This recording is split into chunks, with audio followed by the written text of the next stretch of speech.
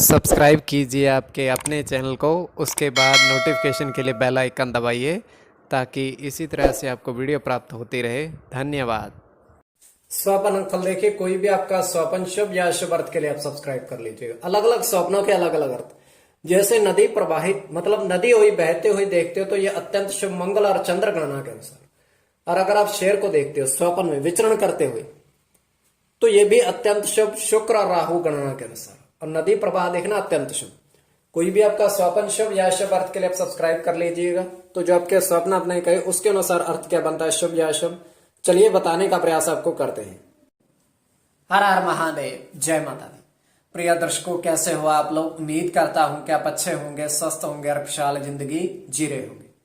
और ये मैं हमेशा प्रभु से आपके लिए प्रार्थना भी करता हूं, करनी भी चाहिए कि आप सब अच्छे हों, स्वस्थ हों, खुशहाल हों, आपका जीवन खुशहाली भरा हो, समृद्धि भरा हो, आपके जीवन में कोई कष्ट कोई परेशानी ना आए, यही हमारी कामना है।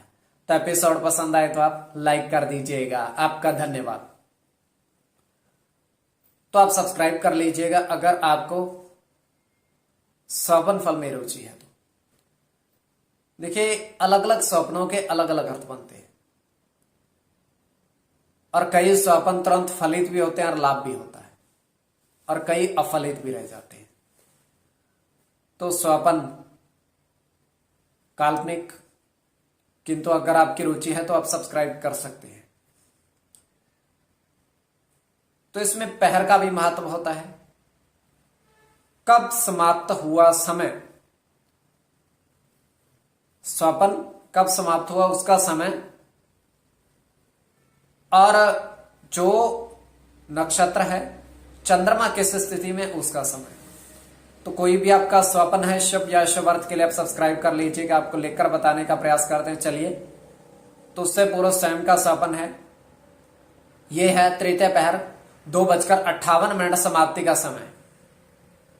और हम देख पा रहे हैं कि एक घी का बर्तन है बड़ा और उसमें घी रखा हुआ है। और एक महात्मा वहां आते हैं, उनके हाथ में कमंडल है और वो करते क्या हैं, उस घी को अपने कमंडल में भर लेते हैं। हालांकि बहुत बड़ा बर्तन है किंतु वो सारा घी एक ही कमंडल में उनके समा गया है। उसके बाद वहां से चलते हैं, चलते चलते वो थोड़ी सी घी कमंडल में से निकाल करके जमीन में बिखेर देते हैं। तो वहां से जैसे जमीन में बिखेरते हैं वहां से फूलों के पौधे उगने शुरू हो जाते हैं। बहुत सुंदर, एकदम सही, उसमें फूल भी लग जाते हैं एकदम से। और ये स्वप्न है काल्पनिक, सच्चाई नहीं है। तो ये केवल हमारा स्वप्न, आगे आपके वेग के ऊपर इसको किस परिप्रेक्ष्य में ले रहे हैं। तो जो आपके स्वप्न आपने कहे उसके अनुसार अर्थ शुभ बनेगा या अशुभ, चलिए बताने का प्रयास करते हैं। सब्सक्राइब आप कर लीजिएगा। प्रथम स्वप्न जो आपने कहा उसके अनुसार अर्थ। तो प्रथम स्वप्न में आपने देखा, आपने कहा कि आपने देखा कि एक व्यक्ति हाथ में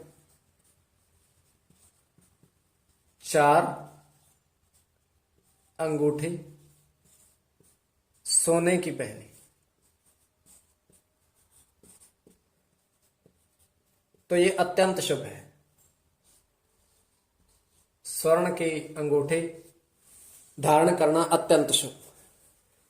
तो इसमें शनि के साथ मंगल की, बुध के साथ राहु की, राहु की गणना, राहु के साथ केतु की गणना, शनि की गणना और केतु की गणना। तो इसमें राहु और केतु की गणना ही प्रधानता में रहेगी। द्वितीय स्वप्न जो आपने कहा उसके अनुसार अर्थ क्या बनता है।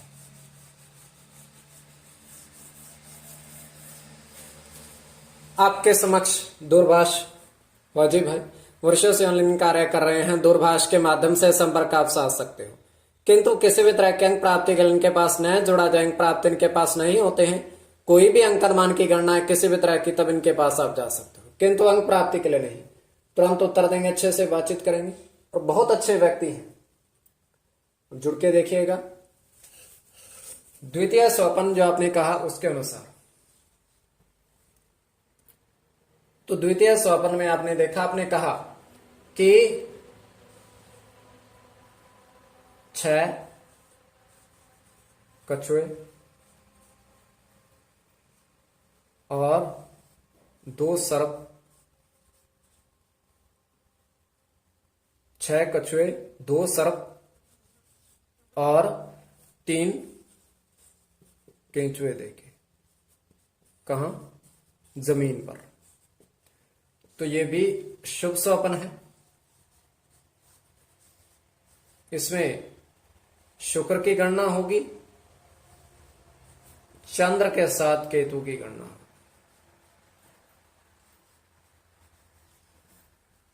केतु के साथ बुध की गणना, शुक्र के साथ शनि की गणना, चंद्र के साथ गुरु की और सूर्य की। तो कोई भी आपका स्वप्न शुभ या शुभ अर्थ के लिए आप सब्सक्राइब कर लीजिएगा।